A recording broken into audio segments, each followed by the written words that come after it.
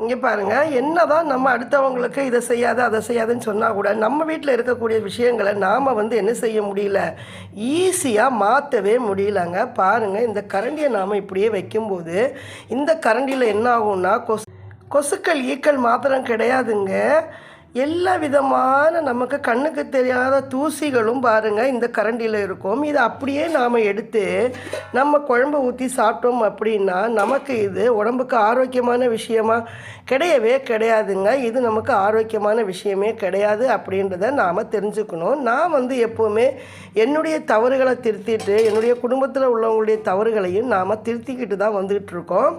இதை பலமுறை நம்ம சொல்லிகிட்டு இருந்தாலும் கூட குழந்தைகள் இதை கடைபிடிக்கணும் அப்படின்னா கொஞ்சம் லாங் டைம் நமக்கு எடுத்துக்குது.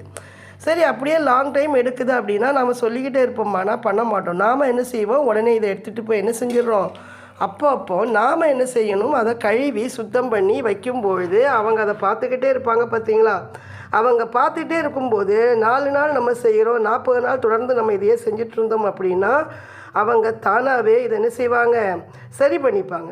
அதே போல் நாம் பல முறை சொல்லுவோம், சிங்கிளை எப்போவுமே எந்த பாத்திரத்தையும் போடக்கூடாது அப்படின்னு சொன்னாலும் கூட எல்லா பாத்திரத்தையும் நம்ம தேய்ச்சி கழுவி வச்சாலும் கூட பார்த்திங்கன்னா நைட்டில் பார்த்தா வெந்நி எடுத்து குடிக்கலான்னு வந்தால் ஏதாவது ஒரு 2 பாத்திரம் இந்த மாதிரி இருந்துக்கிட்டு தாங்க இருக்குது. இந்த மாதிரி பழக்கத்தை நம்மளுடைய குடும்பத்திலே நம்மளால் மாற்ற முடியல அப்படின்னா நம்ம சமுதாயத்துக்கு என்ன சொல்ல முடியும் சொல்லுங்கள்.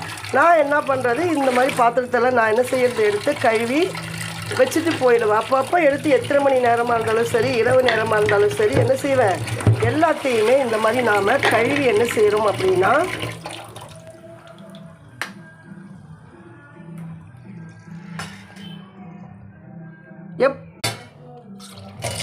இப்போ கரண்டி கழுவ வந்தேன்னா பார்த்திங்கன்னா இங்கே என்ன இருக்குது, ஒரு தோசைக்கல், ஒரு பாத்திரம், சப்பாத்தி வச்சுருந்த பாத்திரம் தாங்க அது.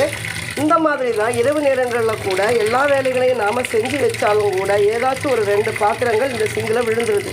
திருப்பி அதை எடுத்து தேய்ச்சி கழுவி வச்சுக்கிட்டு தான் நான் போய் தூங்குறது என்னுடைய பழக்கமாக நான் வச்சுருக்கேன்.